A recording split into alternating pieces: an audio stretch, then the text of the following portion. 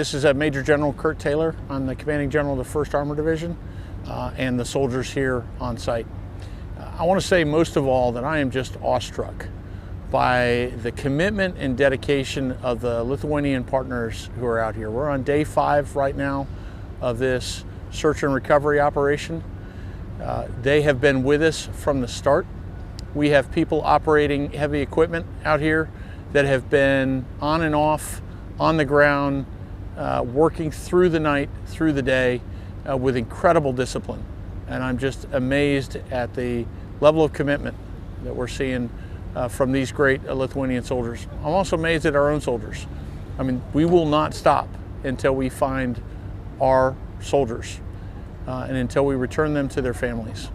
This is an enormously complex challenge, and we're looking at every available resource to help recover our soldiers and continue with the search.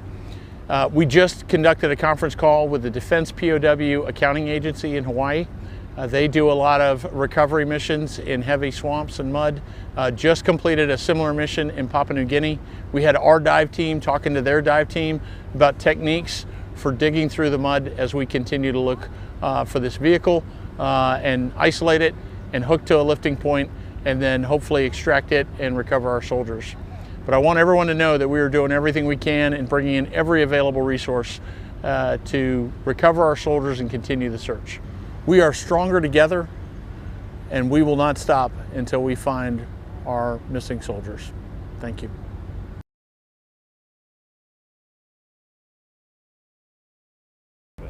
My name is Colonel Jim Armstrong. I'm the commander of 1st Armored Brigade Combat Team, 3rd Infantry Division. So as the commander of the troops that went missing, we did the initial command and control for the search, obviously, of our soldiers. And once we identified where the M88 vehicle was, we immediately switched into finding our soldiers and recovering them. At this point, given the amount of resources on site, we're focused on command and controlling the logistics of receiving those resources, employing them efficiently, and make sure that we're communicating any needs to our higher headquarters. And we have everything we need on site. And really now it's about making sure the team is all oriented in the right direction at each day. I've never seen a vehicle stuck in this way in 24 years in the Army. The most challenging part of this is it's not just water and it's not just mired in mud, it's a mixture of both, and it's also in a very inaccessible area, right? So there's plenty of equipment designed to get things out of water, and there's plenty of equipment designed to pull things out of mud. And right now, and those pieces of equipment, you know, are generally not, you know, optimized to be able to be in the middle of the woods in a small, inaccessible location. And so that really is what makes this tough. Getting those amount of resources into this location is a operation all of its own.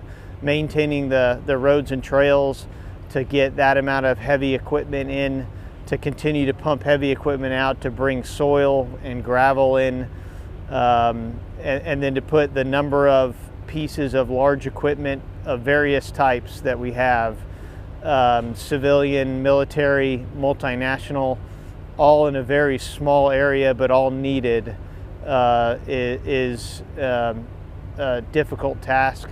But with our Lithuanian partners, it's really coming together for our soldiers, for our team.